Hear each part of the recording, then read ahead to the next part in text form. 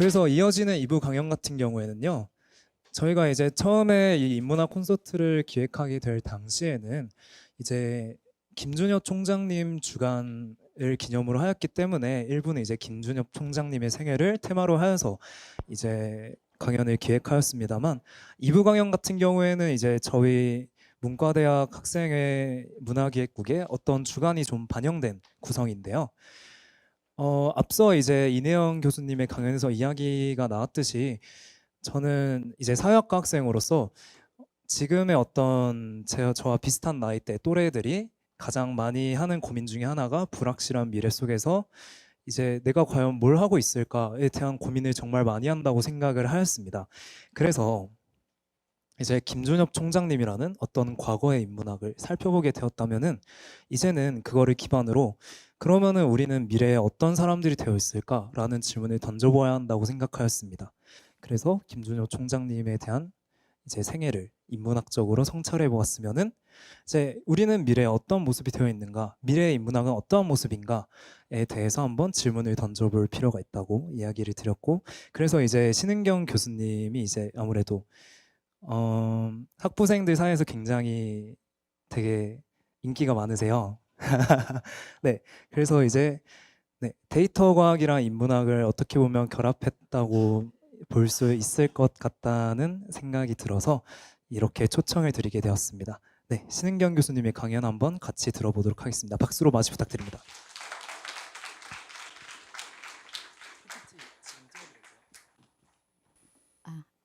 안녕하세요. 정말 저희 문과대 교수님이셨고 저희 고려대학교의 9대 총장님이셨던 김준현 총장님의 탄생 100주년에 함께하는 자리에 저를 초대해 주셔서 진심으로 큰 영광으로 생각합니다. 사실 이 132호 강의실이 연단에 제가 올라온 게 한두 번이 아닌데 오늘만큼 이 발걸음의 무게를 크게 느낀 적이 있었나 싶습니다. 오늘 제가 준비한 강연의 제목은 인공지능의 시대, 인문학의 사투, 알고리즘으로부터 해방을 위하여 라는 제목으로 발표를 준비한 고려대학교 사회학과 학과장을 맡고 있는 신은경이라고 합니다. 우선은 제가 김준엽 총장님께서 하신 말씀 중에서 가장 크게 새기고 있는 것은 여러분도 우리 이내영 교수님께서도 잘 말씀해 주셨듯이 현실에 살지 말고 역사에 살라. 여러분들 어떠신가요? 역사에 살고 계신가요? 여러분들이 열어나가는 역사는 어떤 모습이신가요? 오늘 어떻게 우리가 역사에 살 수 있을 것인가에 관한 이야기를 저도 덕분에 고민하고 함께 나눠봤으면 좋겠다라는 마음으로 준비했습니다. 저를 잘 모르시는 분들도 계실 것 같아서 저에 대한 소개를 간단하게 드리자면 저는 고려대학교 사회학과 01학번 졸업하고 제가 컬럼비아 대학교에서 사회학 박사 학위를 받았는데 이때 받았던 학위 논문이 저희 운동가들 1895년부터 1945년까지 대한의 독립을 위해서 싸우셨던 독립운동가들의 네트워크를 분석한 논문으로 제가 박사학위 논문을 2015년에 받았습니다. 아마 그 이내영 교수님께서 말씀하셨듯이 나라에 도움이 되는 학문을 하여라. 저희 김준엽 총장님께서 생전에 제가 이 논문을 썼다면 조금 기특해 해주시지 않았을까 하는 생각을 합니다. 그리고 나서 제가 콜롬비아 법대에서 연구교수 생활을 하고 테네시 주립대 의대에서 펠로우 생활을 한 뒤 2019년 딱 4년 전 8월 제가 고려대학교로 돌아오게 됩니다. 제가 오늘 이 강연에 초청을 받았던 것은 이런 독특한 이력이 저희 학생들에게 굉장히 신선하게 다가간다라고 느껴지고 계신 것 같아요. 그런데 이 굉장히 독특하게도 강연을 해주십사 하면서 아마 굉장히 열심히 저희 학생회가 활동을 했던 것 같아요. 설문조사를 실시했다고 하더라고요. 그래서 저에게 희망 강연 주제를 몇 개를 보내줬어요. 뭐가 나왔을까요? 2023년 우리 고려대학교 문과대 학생들은 어떤 주제에 대해서 특강을 듣고 싶어 했을까요? 어려웠습니다. 자, 4차 산업시대의 인문학, 인공지능과 인간성, 디지털 시대의 추모와 기념, 인문학과 통섭, 인문학의 본질의 중요성, 그리고 제가 참아 적지 못한 기후위기 등등의 굉장히 저희 전문 영역을 좀 벗어나는 것들도 굉장히 많았는데 아마도 이런 주제들이 저희 문과대 학생의 마음에 큰 중력으로 작용하고 있는 현실의 이슈이지 않을까. 하는 생각을 했습니다. 그래서 가급적 여러분들의 어떤 요구를 받아들이면서 또 동시에 저희가 김준호 총장님을 추모하는 자리이기 때문에 총장님의 그 광복군 정신을 살려서 제가 준비해 봤습니다. 우선 인문학이란 무엇인가에 관한 이야기를 잠시 나누고 인공지능의 시대, 오늘의 현실에 관한 이야기들을 좀 나눠보도록 하겠습니다. 하지만 우리가 살고 싶은 역사, 알고리즘으로부터 해방을 위하여 어떻게 무엇을 할 것인가에 관한 이야기들을 함께 나눠보는 방식으로 준비를 했습니다. 자, 그러면 저희 저희 문과대 학생이 아닌 학생분들도 계신가요? 조금 계시긴 하시네요. 저희 인문학이란 무엇인가? 너무 쉬운 질문인가요? 아니면 비문과대 학생 지금 웃고 있는 거야? 인문학이 뭐지? 전혀 모르겠죠. 인문학은 무엇인가? 자, 우리 문과대 학생들. 네, 김태현 학생? 네, 저희 사회학과 학생이랬으니까. 네. 인문학이란 무엇입니까? 네.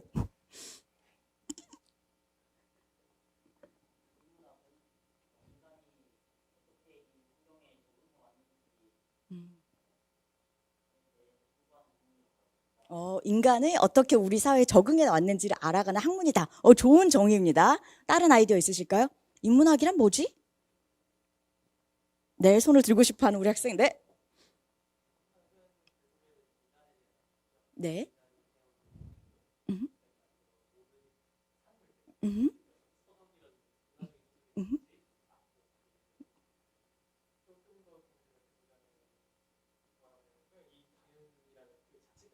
음.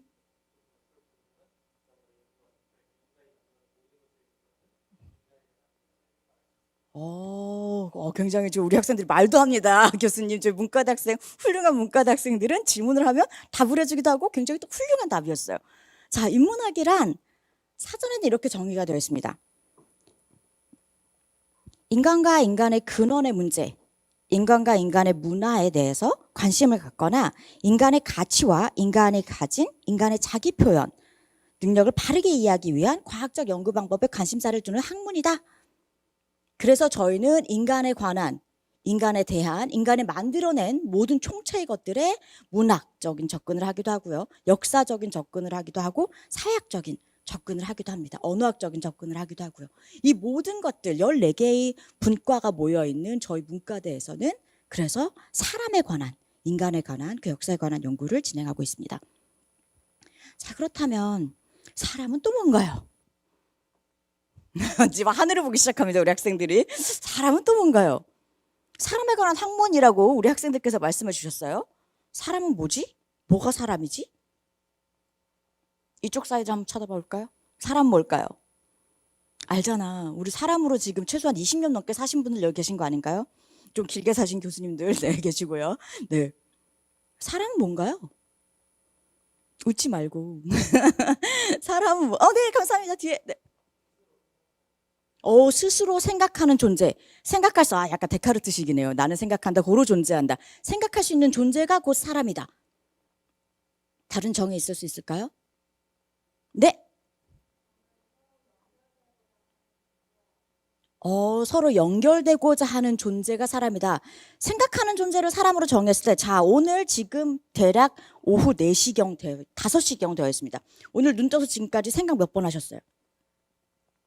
몇 초 우리가 사람이었을까요? 고민합니다. 만약 3초 정도 maybe? 그죠? 생각하는 존재라고 우리는 생각을 하고 하지만 실제로 생각을 하지 않는 경우도 굉장히 많죠. 연결되고자 하는 욕구를 가진 존재. 오늘 여러분 어떤 연결을 가지셨나요? 우리는 여기 지금 모였으니까 새로운 사람들을 굉장히 많이 만나긴 만났어요. 관계를 맺고자 하는 열망이 있는 존재가 곧 사람이다. 재밌죠? 다양한 이런 정의들을 생각해 볼 수 있을 것 같습니다. 사람은 역시 사전을 좀 빌려오겠습니다. 말과 생각을 할 수 있고 두 발로 서서 다녀. 보통 이게 먼저 나와야 되는데 아무래도 오늘 모이신 학생들의 지적 수준은 여기는 조금 뛰어넘었던 것 같아요. 말과 그리고 사회를 이루어 사는 지구상에서 가장 발달한 동물이라고 사전에는 저희를 칭송하고 있습니다. 그런 특성을 가진 구체적인 개인 혹은 이러한 개인을 다른 동물들과는 구별되는 존엄한 존재로서 이르는 말이 사람이라고 하더라고요. 그러한 사람을 연구하는 것이 인문학. 이 너무 중요하지 않나요? 그럼에도 불구하고 제가 오늘 강연 주제를 사투라고 붙인 데는 많은 이유가 있겠죠. 여러분, 문송이라는 단어 아실까요? 아는 사람? 문송이 무슨 뜻인지? 다 손을 들고 있어요. 안타깝게도. 네? 네, 그렇죠. 문과대생이라서 죄송합니다. 문과라서 죄송합니다. 이 문송의 현상은 문과대 학생들에게 유감스러운 현상이 아닙니다. 인류의 위기입니다. 인간을 연구하는 학문을 하는 것이 어찌 송구할 일입니까? 그렇지 않습니까? 그래서 오늘 이 강연의 마지막에는 여러분들께서 내가 정말로 모든 사람이 실수라고 말하는 문과대에 오신 여러분의 선택, 굉장히 잘한 선택이라고 칭찬해 드리고 싶습니다. 그리고 이 선택에 대한 자긍심이 강의 끝물에는 작은 불씨로 여러분의 가슴속에 지펴질 수 있기를 바랍니다. 자, 그렇다면 이러한 사람은 200년 전의 인간과 2023년의 인간은 많이 다를까요? 와, 40년 전에 저희가 김준효 총장님이 총장님이던 시절에 영상을 보고 사진을 보고 김준효 총장님의 육성을 들었습니다. 오늘 여러분의 교정의 모습과 많이 다르지 않습니까? 불과 40년만 해도 이렇게 많은 격세지감을 느끼는데 200년 전의 인간은 어떻고 오늘 우리들의 모습은 어떤가요? 사람이라고 하는 것이 말과 생각을 하고 직립보행을 하면서 관계를 맺고 사는 존재임에도 그 사람이 200년 전 2000년의 사람과 오늘의 사람은 굉장히 다른 듯한 결을 가지고 있습니다. 자, 200년 전의 사람과 오늘 2023년 여러분과의 사람으로 존재로서 어떤 큰 차이가 있을까요? 아무거나 정답 있는 거 아니니까요. 네?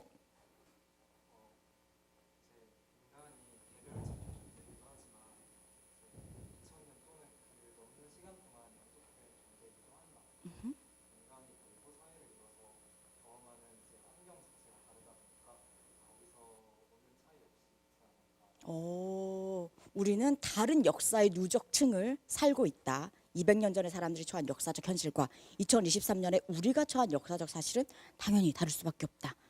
또 다른 차이. 네, 손이 많이 올라오고 있습니다. 아주 문과대 미래가 밝습니다. 네.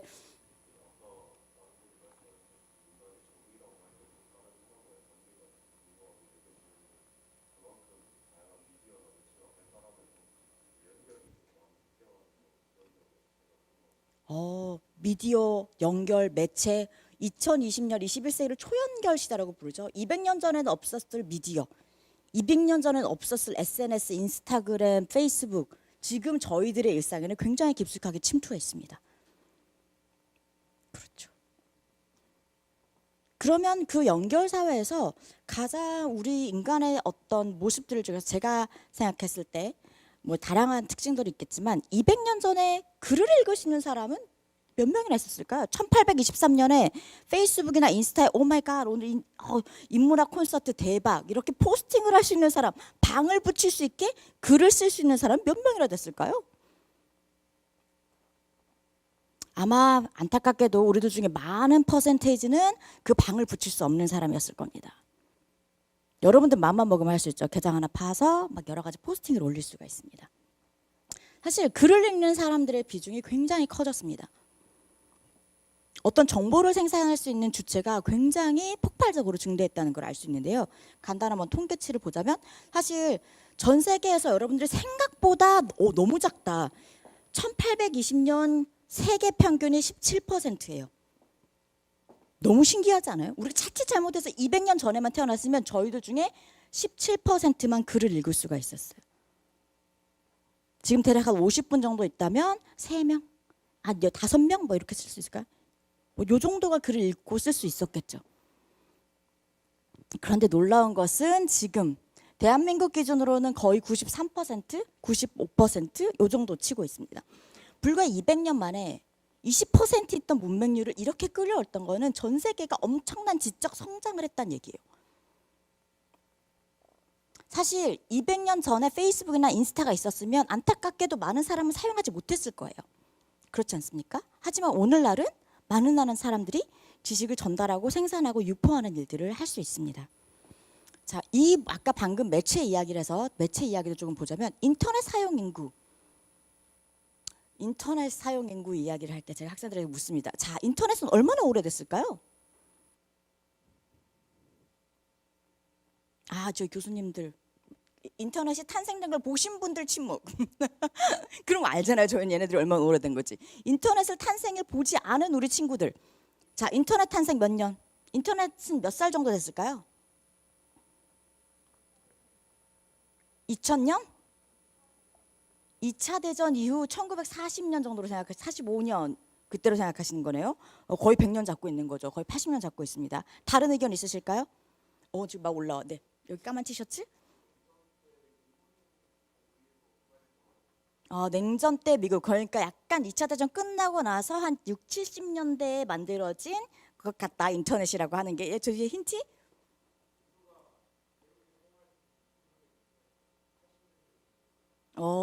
네, 거의 정답에 가깝습니다. 우리 친구들한테 물어보면 인터넷 나이가 100년 넘었다고 생각해요. 이게 없었던 시절이 있었어? 애들이 그래, 전쟁 컴퓨터가 45년, 43년 뭐 이때 생겼으니까 그래, 컴퓨터가 있어야지 우선 인터넷은 있지? 그럼 친구들이 보통 한 45년 이렇게 이야기를 해요. 근데 실제로는 1989년 월드 와이드 웹이 탄생한 그래요. 제가 갑자기 저보다 어려요 이름 우리 학생들이 갑자기 침묵합니다. 교수님은 나이를 많게 말하면 조금 학점에 영향을 미칠까? 실제로는 40살이 채 되지 않았어요. 인터넷이. 대한민국뿐만 아니라 전 세계의 인터넷의 확산율은 저희가 코로나 바이러스를 봤지만 이 전파되는 속도와는 비교도 안 되게 많은 인구에게 영향을 미쳤던 인류가 개발했던 기술 문명 중에서 가장 빠른 전파력을 가진 것이 인터넷입니다. 그래서 사실은 대한민국 지금 인터넷에 접속 가능한 인구들은 지금 대한민국이 제 굉장히 글자 폰트가 작게 됐네요. 저 여기에 사우스코리아 재팬이 지금 93%. 근데 사실 이게 죄송하지만 2016년 데이터라서 지금은 거의 98%에 달하고 있을 거라고 생각합니다. 놀랍죠? 불과 200년 전에도 없던 인터넷입니다. 불과 200년 전에는 20%가 글을 읽을 수가 있었어요.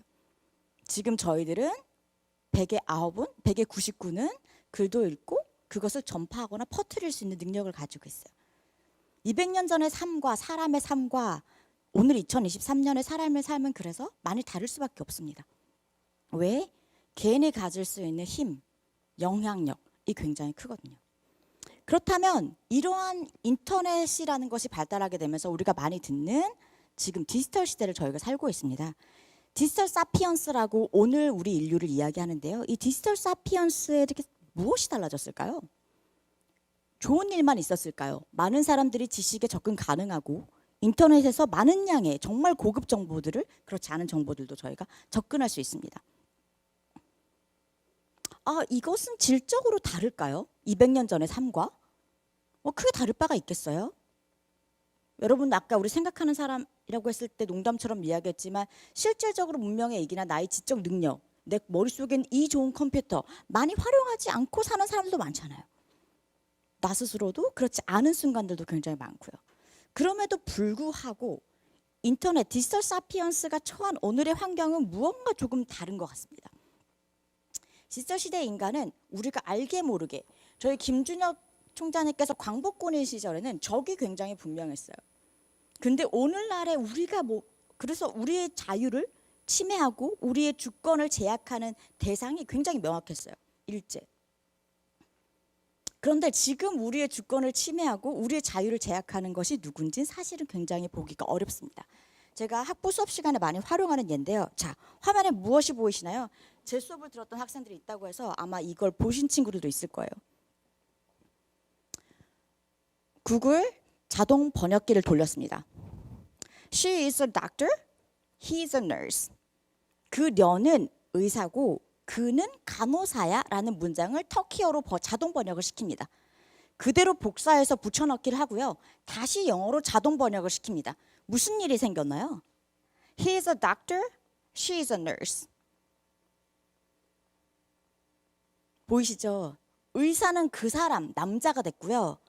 간호사는 그 여자가 되었습니다. 심지어 여기 인증마크, 정확해. 인증마크까지 붙었습니다. 왜 이런 일이 일어났죠? 지금 학생들 검색해보고 계시는 건가요? 문화의 차이? 미국에서는 남자가 의사를 하고 여자는 간호사를 하나요? 이거 제가 검색한 게 2018년입니다. 자동 번역을 시킨 게. 네? 고정관념, 그럴 수 있죠. 근데 알고리즘이 자동으로 번역했는데요. 여기 고정관념이 왜 들어가? 네? 그죠. 인공지능을 트레이닝을 시켰을 때 어쨌든 알고리즘에게 트레이닝을 시킬 땐 데이터를 쓰거든요. 인간이 생산한 그 디지털 데이터. 근데 그 데이터에 기본적으로 인간이 생산하는 문장들이 들어가게 되죠. 근데 인류 역사가 누적된 모습이 남성이 의사와 한 문장에 들어갈 확률이 높았던 거예요. 알고리즘이 성차별을 한 것이 아니라 알고리즘을 개발하기 위해서 들어갔던 데이터가 인간의 역사, 때때로는 저희가 담고 싶거나 재생산하고 싶지 않은 인간의 역사 또 함께 녹아 들어가서 재생산하고 있습니다. 지금 누군가 검색을 안 해보신 것 같은데요. 제가 2019년 자랑스러운 우리 고려대학교에 부임해서 그때 9월 28일 제가 수업에 썼던 슬라이드예요. 수업 시간에 제가 학생들에게 너무 놀랐지 않습니까? 이 알고리즘의 성차별을 재생산이라고 했더니 학생들이 교수님 아닌데요? 왜 아니죠? 교수님 그렇게 안 나와요. 우리 학생들이 교수가 한다고 그 말을 곧이곧대로 믿지 않습니다. 우리 똑똑한 고려대 학생들은 자기가 쳐보고 자기 눈으로 봐야지 믿습니다. 학생들이 쳐봤더니 바뀐 거예요, 알고리즘이. 어떻게 바뀌었습니까? 같은 성별로 묶어주는 거예요. She's a doctor, she is a nurse. 왜냐하면 이쪽에 하나의 성별을 선택하게 되면 성차별을 반복할 수 있으니 알고리즘을 조정을 해서 아예 두 개 다 한쪽 성별로, 기왕에 선택할 거면 마이너 성별로 선택하도록 알고리즘이 수정된 겁니다. 이런 수정이 있기까지는 엄청나게 많은 연구자들의 비판, 논문들이 있었어요. 이 논문에 가시면 이게 터키어뿐만 아니라 터키어가 그런 실수를 했던 이유는 터키어에는 she나 he라는 3인칭 대명사의 성별이 없습니다. o라고 하는 중성 대명사밖에 없어요. 그럼 이 she나 he는 o로 바뀌고 o를 다시 영어로 바뀔 때는 이 o, 중성 대명사를 어떤 성별을 부여할 것인가 라는 선택을 해야 되는 거죠. 그 선택에서 지금까지 알고리즘은 인류 역사가 만들었던 재생산, 불평등이나 차별적인 인식들을 재생산했지만 터키어뿐만 아니라 다른 언어도 이런 문제들이 굉장히 많았어요. 다양한 논문들이 나왔고 구글은 그 알고리즘을 그래서 수정할 수 있었던 겁니다. 뿐만 아니라 사실은 굉장히 많은 예시를 들 수 있는데 저희가 시간이 굉장히 부족한 관계로 저희가 시간 좀 많이 늦어지고 있죠. 이거는 뭘까요? 이거는 지금 여러분들 구글에 가입하고 계신가요? 다음이나 네이버에 가입하고 계신가요? 자, 네이버나 다음, 구글에 가입하실 때 나는 내 성별과 나이를 솔직하게 말했다. 손. 진짜 신기해요. 구글이 뭐 신분증 검사하는 것도 아닌데 왜 거기에 자기 성별을 솔직하게 답할까요? 나이도 그래요, 심지어. 사람들이 기본적으로 뭔가를 물어보면 진실을 답하려는 경향이 있어요. 그래서 구글에 가입을 하실 때 여성분들이 여성으로, 남성분들이 남성이라고 가입을 하시죠. 앞으로 여러분들 어떤 사이트에 가입하실 때 잠시 망설이실 겁니다. 왜? 이 연구 결과에 따르면요. 지금 여자로 구글에 가입할 때 나의 성별을 기입하고 남자로 구글에 가입했을 때 나의 성별을 기입합니다. 그러면 구인 광고가 뜨는데요. 구인 광고 중에서도 2억 이상의 연봉을 주는 구인 광고는 내가 여성으로 나의 성별로 가입을 했을 경우는 311개. 내가 남성으로 구글에 가입했을 때는 1816개의 구인 광고에 여러분들을 볼 수가 있습니다. 그 성별 체크 하나를 다르겠다는 이유만으로 1,500개의 2억 이상, 1,500개의 고액 연봉의 구직 광고들이 나는 볼 수 없습니다. 왜 그럴까요? 시간이 없으니까 기다림 없이 바로 답을 말씀드리자면 당연한 거죠. 이쪽 알고리즘의 입장에서는 이 지금 직장에 있는 사람들과 매칭이 잘 되는 유저들에게 광고를 노출시킵니다. 정보를 노출시킵니다. 이미 봤더니 2억 이상의 고액 연봉 가진 직장에는 여성 성별이 별로 없으면 여성으로 클릭하는 순간 이 유저는 그 정보에 접근할 필요가 별로 없는 사람이라고 바로 분류가 돼요. 안타까운 건 여러분들이 한쪽 성별로 가입하는 순간 다른 쪽 성별은 어떤 걸 보는지 모르기 때문에 차별을 받고 있음에도 차별받는 줄 모릅니다. 예전에는 일본이 우리나라를 억압해서 저 사람들이 오히려 자유를 침해한다는 걸 알 수 있었지만 이렇게 알고리즘이 우리의 자유, 알 권리, 정보 접근권을 제한했을 때 우리들은 알기 어렵다는 굉장히 위험한 덫에 빠져 있습니다. 굉장히 이야기가 더 많기는 한데 시간을 저희가 많이 지체된 관계로 저녁 시간은 저희가 또 칼같이 지킨다. 중요한 국룰 아니겠습니까? 그래서 조금 넘어가자 보면은 사실 저희들 알게 모르게 이러한 알고리즘에 의해서 우리가 침해받는 기본권, 자유가 굉장히 큰 상황에 살고 있습니다. 자, 그러면 이런 알고리즘으로부터 해방이 과연 가능할 것인가? 가능할까요? 제가 그걸 어떻게 바꿔요? 알고리즘인데. 구글이랑 제가 어떻게 싸울 수가 있어요? 나는 항상 피해자일 뿐인데. 하지만 대한민국의 독립, 대한제국의 독립 역시 누군가에게는 불가능한 일이었던 겁니다. 국민의 대다수 사람들은 그것은 불가능한 일이야 라고 말했을 때 소수의 몇몇은 그 꿈을 포기하지 않았고 저희 김주혁 총장님처럼 결국 그 비현실적인 꿈을 현실로 만드신 분들이 계십니다. 위기를 기회로 만들 수도 있을 것 같고요. 그래서 불가능을 가능으로 만드는 그런 가능성에 대해서 저희들 조금 이야기를 해보고자 합니다. 사실 제가 앞서 저를 소개할 때 잠깐 말씀드렸지만 제가 독립운동과 전혀 관계가 없는 사람은 아니죠. 했던 적은 없지만 하지만 사실은 김진혁 선생님 이 광복군 독립운동가를 연구했던 한 사람으로서 어쩌면 우리 독립운동의 입장에서 우리가 알고리즘에서 해방되고 우리의 자유를 지켜나가는 뭔가 실마리? 비법 같은 것을 찾을 수 있지 않을까 하는 생각을 해봤습니다. 사실 국가유공자 공헌록이라고 요즘에는 이렇게 여러분들이 역사적으로 훌륭한 업적을 남기신 분들은 디지털 아카이브가 굉장히 잘 갖춰져 있어요. 사실 이 아카이브 덕분에 제가 미국의 뉴욕에 있으면서도 사실 독립운동가들에 대한 박사 논문을 쓸 수 있었거든요. 이걸 다운받아서 제가 분석을 했던 건데 보시면 저희 김진혁 총장님께서도 국가공헌 훈장을 받으셨기 때문에 여기 어떻게 개요대학, 아까 개응대학이라고 적혀 있던데 탈출해서 어떻게 그 한국 광복군에 합류하게 되고 그때 이분들을 환영하기 위한 엄청난 성대한 파티도 뭐 계획되고 있었다. 뭐 이런 역사적 자료들이 인터넷 아카이브에 잘 남아 있습니다. 이것을 활용해서 제가 박사 논문을 썼을 때 사실은 어떻게 보면은 제가 운동권 학생이 또 아니었고 저희 시대에는 저희 학번에는 학생 운동을 하는 학생들 찾아보기 어려운 시대에 제가 대학을 다녔고 나라를 위해서 목숨을 버릴 수 있을까요? 제가 잘 알고 저와 닮은 사람들이기 때문에 이분들을 연구했던 것이 아니라 어떻게 이분들은 그럴 수가 있었을까? 여러분 같으면 내 목숨을 걸고 나라를 위해서 일본군에서 탈영을 하고 아까 몇 킬로? 그 대장정의 그 말도 안 되는 대한민국을 2바퀴 돌 수 있는 그 거리를 걸어서 행군을 하셨습니다. 저는 이분들이 굉장히 신기했어요. 뭐지? 어떻게 그게 가능하지? 그것을 알고 싶어서 사실 이 박사 논문 연구를 시작했던 거라고 할 수 있는데요. 그 아카이브에 보면 저 영어로 번역을 하긴 했지만 이 기우만 의병대 출신의 기우만 선생님이신데 이렇게 일기들이 그러니까 뭐 전기가 적혀 있어요. 그리고 되게 재밌는 건 이 아카이브 안에는 그분이 유인석 장군, 아니면 고광선 선생님, 아니면 기삼년 선생님 이렇게 다른 선생님들과 어떤 네트워크를 통해서 무슨 일을 했는지가 적혀져 있어요. 그래서 저는 여기서 언제 누가 누구와 무슨 협력을 했는지 데이터를 추출해서 네트워크를 만들어 봤습니다. 전기라고 하는 것이 그렇잖아요. 그리고 이것을 이렇게 매트릭스로 변환할 수 있고 이제 그래프, 네트워크 그래프로 만들면 예를 들어서 우리 방금 잠깐 봤던 기삼년 선생님의 독립운동에 가담했던 일기는 이렇게 11년치가 정리가 됩니다. 처음에는 주변부에서 시작하셨고요.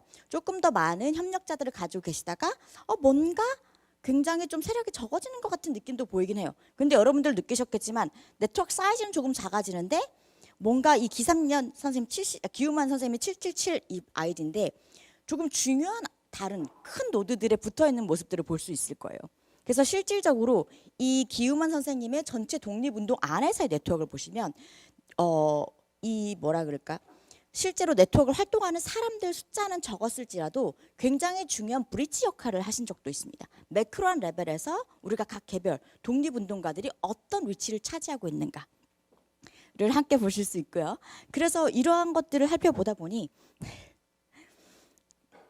단순히 개인의 어떤 독립운동의 역사가 다른 사람들과 어떻게 촘촘한 그물망을 통해서 커나갈 수 있는지 를 시각화해서 보여줄 수 있고 우리가 잘 알던 역사이지만 전혀 다른 방식으로 접근할 수가 있었던 거죠. 처음에는 조금 분절적으로 시작했던 독립운동이 어떻게 많은 사람들이 3.1운동, 1919년 3.1운동을 기점으로 굉장히 글로벌화하고 스테이블한 네트워크를 형성하고 있는지. 그래서 남들은 사실은 일본 제국은 당시에 대한민국에 비해서 병력이나 군사력이 비교할 수 없을 만큼 발전된 나라였어요. 정말 우리가 일반적으로 바위에 계란으로 바위치기라고 하는 말이 무색할 정도로 기술력의 차이도 군사력의 차이도 굉장히 컸습니다. 그래서 실제로 많은 분들이 독립운동에 참여를 하실 때 목숨을 걸고 하신 일이 맞죠. 과연 진짜 될 수 있을까라는 생각을 하셨지만 반드시 돼야 한다라는 각오로 가셨고 그분들이 혼자 하지 않으셨습니다. 이 네트워크를 연구하면서 제가 발견한 것이 두 가지가 있는데요. 첫째, 네트워크가 번성할 때는 실제로 중앙부보다는 주변부가 활성화될 때입니다. 우리가 일반적으로 생각할 때 엄청난 리더가 있을 때, 슈퍼스타가 있을 때 이 저항운동이 성공할 것 같지만 진짜 중요한 건 주변부에 있는 작은 사람들이 더 열성화되어 있을 때 그 다음에 독립운동에 가담하는 사람이 많아집니다. 즉 중하지 않은 마음 하나가 없었던 거죠. 그리고 두 번째, 여러분들도 잘 아시겠지만 대한민국의 독립운동은 굉장히 독특합니다. 농부, 광부, 교수, 유학자들 여러 가지 직군의 계층의 사람들이 한 마음으로 뭉칩니다. 천도고, 불교, 천주교, 기독교 상관없이 모두 대한 독립을 위해서 마음을 합칩니다. 저희가 이내영 교수님께서 말씀하셨던 그 김준혁 교수님의 다름을 포용하는 그것이 사실은 독립군의 정신이었던 것 같습니다. 제가 굉장히 좋아하는 말 중에 군자화의부동, 군자는 다름에도 불구하고 화합할 수 있다. 불가능한 그 꿈, 대한 독립을 위해서 이분들은 정치적 어떤 이념, 지역색, 나의 종교적인 색채를 넘어서 화합하고 협력하실 수 있었습니다. 그래서 짧게 저희가 시간이 부족하기 때문에 급하게 결론으로 달려가자면 대한 독립이라는 실현 불가능해 보이는 꿈은 그것을 함께 가능하게 했던 비밀은 사람과 사람, 그 사이의 관계에 있었다라고 말할 수 있을 것 같습니다. 그리고 이것은 저희 김준엽 총장님께서도 항상 강조하셨던 것들 중에 하나예요. 큰일은 홀로 할 수 없으니 화합하고 협력할 것을 항상 강조하셨다고 합니다. 물론 여러분들도 당연한 이야기일 수 있죠. 너무 뻔한 결론으로 제가 치달은 걸 수도 있겠지만 결국 답은 사람과 사람 그 관계 속에 있을 수 있다. 그리고 200년 뒤에는 문송이라는 말을 저는 사람들이 모를 거라고 생각합니다. 지금 잠깐 기술이 너무나도 빠르게 발전하고 있으면 현혹될 수밖에 없어요. 빠르게 달리는 자동차가 멋있어 보일 수밖에 없죠. 하지만 우리가 빨리 갈 필요가 없는 것들도 굉장히 많잖아요. 인간이 중요하지 않았던 시대가 있었을까요? 인간은 항상 중요하고 앞으로도 중요할 겁니다. 여러분들이 하시는 지금 이 연구가 지금도 중요하고 앞으로도 중요할 겁니다. 세상 사람들이 안 중요하다고 해도, 세상 사람들이 송구하다고 해도 이것은 중요한 학문입니다. 그 사실은 변함이 없습니다. 그래서 새로운 시대를 함께 열어가는 힘은 여러분들의 인문학적 상상력을 지금 이 자리에서 공유하는 것이 가장 중요한 것 같습니다. 혼자 가기는 어렵습니다. 하지만 함께는 만들어갈 수 있습니다. 그리고 제가 오늘 이 강연을 준비하면서 사실 이내영 교수님께서는 전집을 가지고 계시지만 저는 사실 귀국한 지 4년밖에 안 되고 이 책을 구해볼 수가 없었어요. 절판이 돼서. 그랬는데 제가 이 도서관에서 책을 빌려보면서 약간 울컥했습니다. 책의 첫 장에 이렇게 적혀 있었어요. 93년에 대학 도서관에 첫 등록이 된 것 같고 엄청나게 많은 학생들이 빌려봤어요. 전산화되기 전에. 그리고 여기 첫 페이지에 김준현 총장님 감사합니다 라는 어떤 학생의 낙서가 있었습니다. 몇 학번이실까요? 모르겠습니다. 그런데 제가 어떤 책을 썼는데 그 저자에게 누군가가 읽고 감사합니다라는 낙서를 남긴다면 이 너무 감동적이지 않을까요? 총장님께서도 보셨으면 정말 기뻐하셨을 것 같습니다.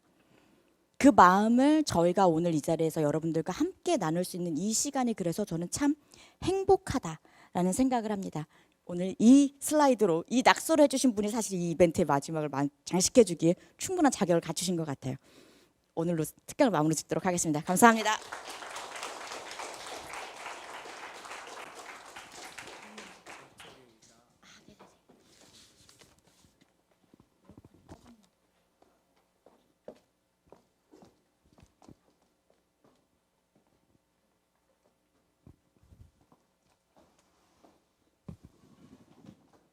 네, 사람과 사람 간의 관계가 세상을 바꾼다.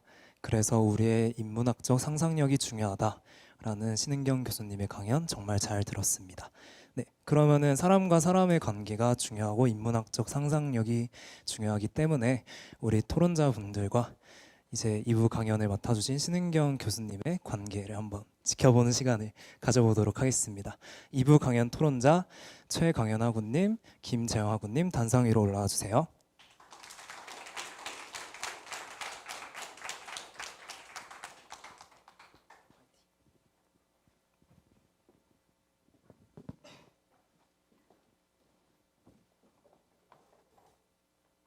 안녕하십니까. 저는 이번에 토론자로 나오게 된 고려대학교 한국사학과 최강현입니다.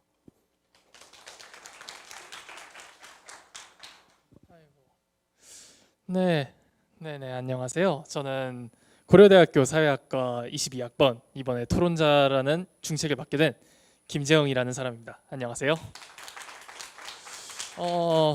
정말 멋진 이렇게 많은 카메라들이 찍고 있는 자리는 처음인 것 같아서 긴장됩니다. 일단 신은경 교수님의 강연이 정말 인상 깊었는데요. 이게 제가 사실 고려대학교 한국사학과를 입학하면서도 정말 인문학이 앞으로 어떻게 걸어가야 하는가라고 계속 생각하기도 했고, 이제 학교에서 진행했던 디지털 인문학 입문을 들으면서도 이제 앞으로 인문학이 어떻게 발전을 해야 하는가에 대해서 굉장히 많은 고민을 했었는데, 이 수업을 통해서 이런 관계성 또는 이제 사람과 사람 간의 협력으로 이제 인문학의 위기를 해결할 수 있다는 것을 되게 굉장히 인상 깊었습니다. 이제 그 다음에 준비해온 질문이 하나 있는데요. 제가 이 토론자라는 이제 직책을 받고 이제 어떻게 강연하실지 모르니까 많은 고민을 하게 되었습니다.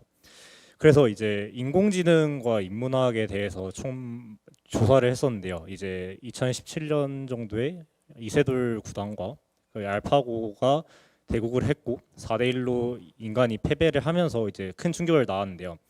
이제 그 이후에 알파고가 거기서 멈추지 않고 더 발전을 해서 알파고 제로라는 기기가 나오기도 했습니다.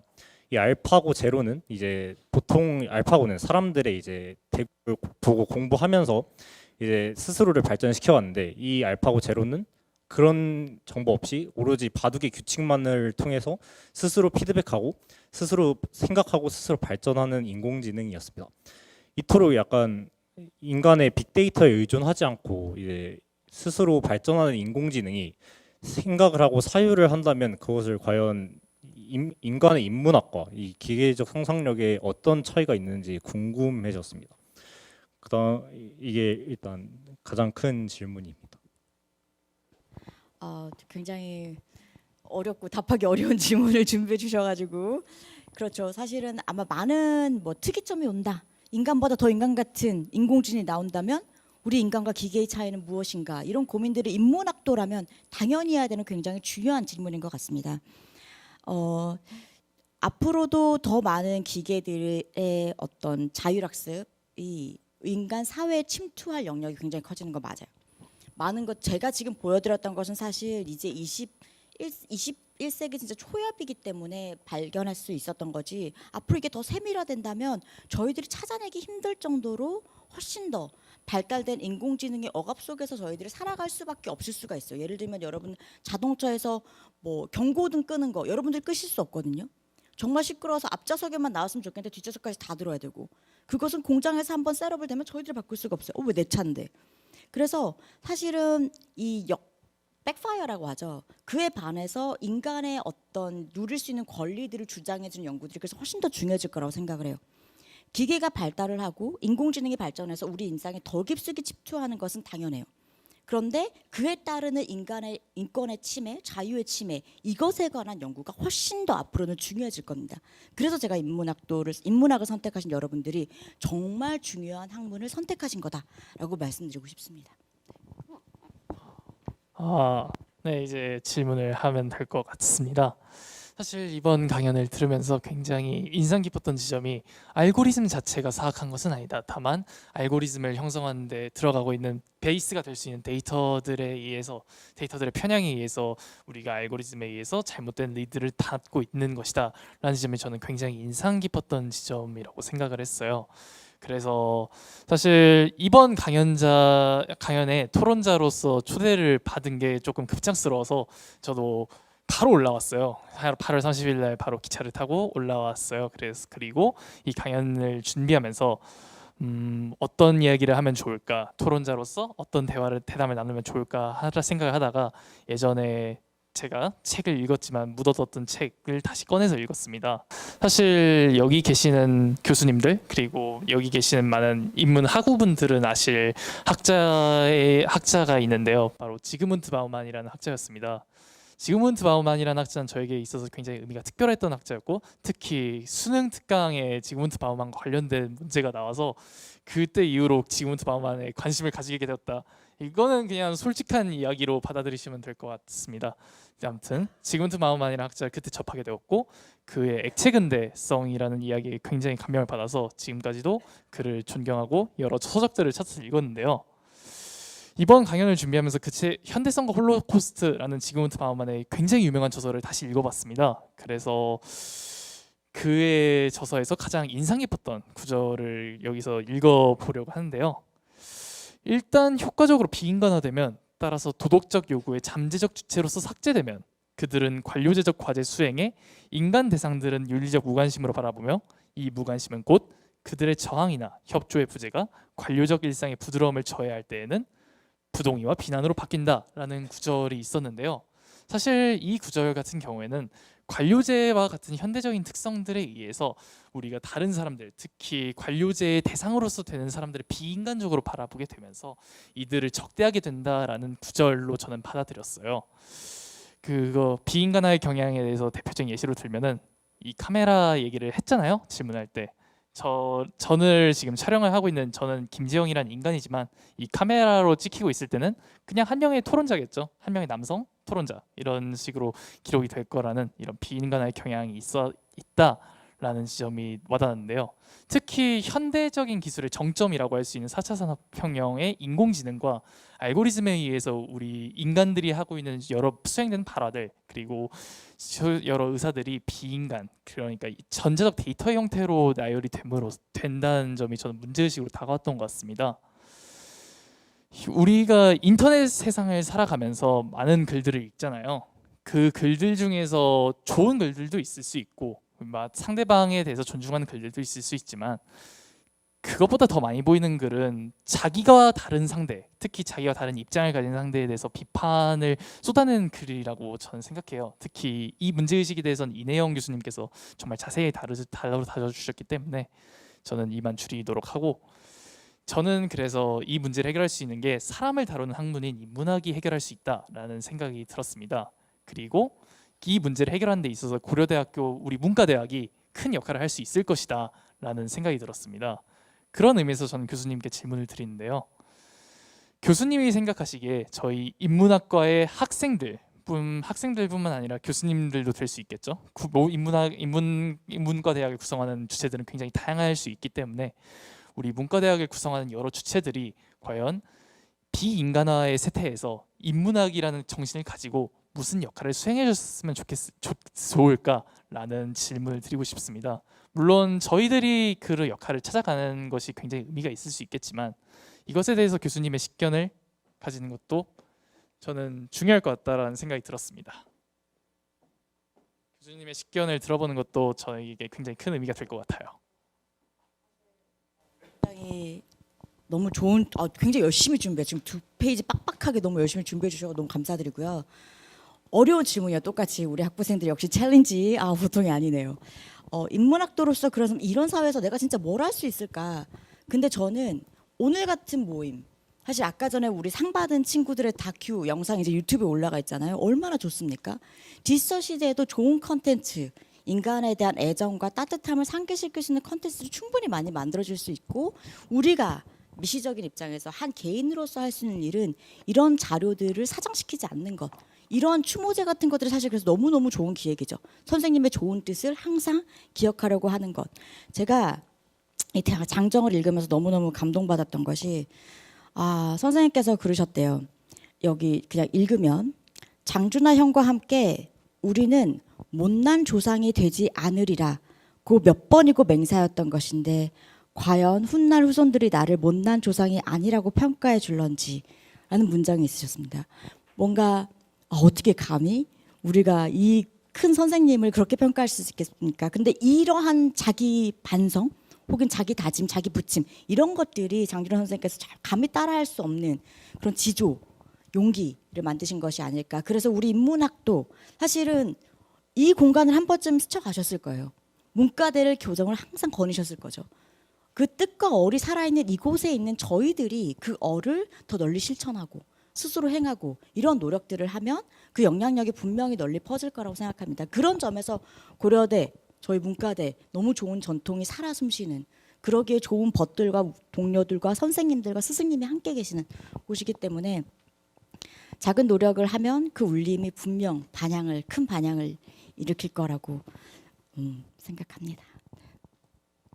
답변이 되셨을까요? 네.